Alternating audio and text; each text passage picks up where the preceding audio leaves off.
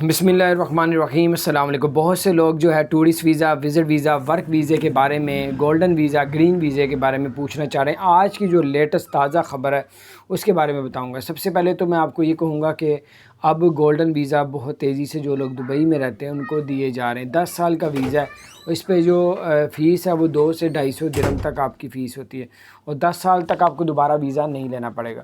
پہلے کیا ہوتا تھا، پہلے صرف ڈاکٹرز کو دیا جا رہا تھا، اب کوئی بھی شخص گولڈن ویزے کے لیے اپلائی کر سکتا ہے۔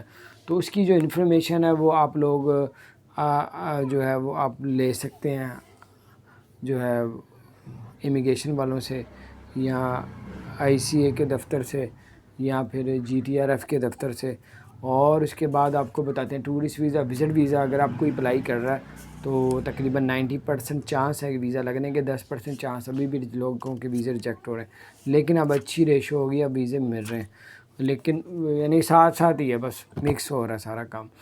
اس کے بعد آپ کو ورک ویزے کے بارے میں لوگ پوچھ رہے تھے۔ ورک ویزے کے بارے میں جو ہے لوگ پوچھنا چاہ رہے تھے کہ ورک ویزا پاکستانیوں کو دیا جا رہا ہے۔ جی ہاں، پاکستانیوں کو ورک ویزا ایشو کیا جا رہا ہے، اب وہ ویزا لے کے جا بھی رہے ہیں۔ تو لیکن آپ جس سے ویزا لیں گے وہ بندہ ٹھیک ہو، آپ کے ساتھ فراڈ نہ کرے، تب آپ لوگ ورک ویزا یہ والا لے سکتے ہیں۔ اس کے بعد آپ کو بتاتے چلیں گرین ویزا۔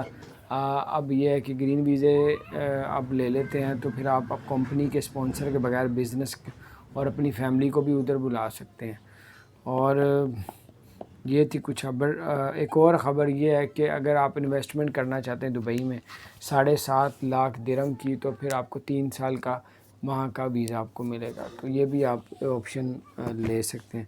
تو اس میں پراپرٹی خرید سکتے ہیں، بزنس کر سکتے ہیں۔ اگر 7.5 لاکھ درہم آپ لوگ اس کو دبئی میں کرتے ہیں، انویسٹ کرتے ہیں، تو وہ پھر وکیل کروا کے سارا کچھ کروانا پڑے گا۔ بارہ اپنا خیال رکھیں، چینل کو سبسکرائب نہیں کیا تو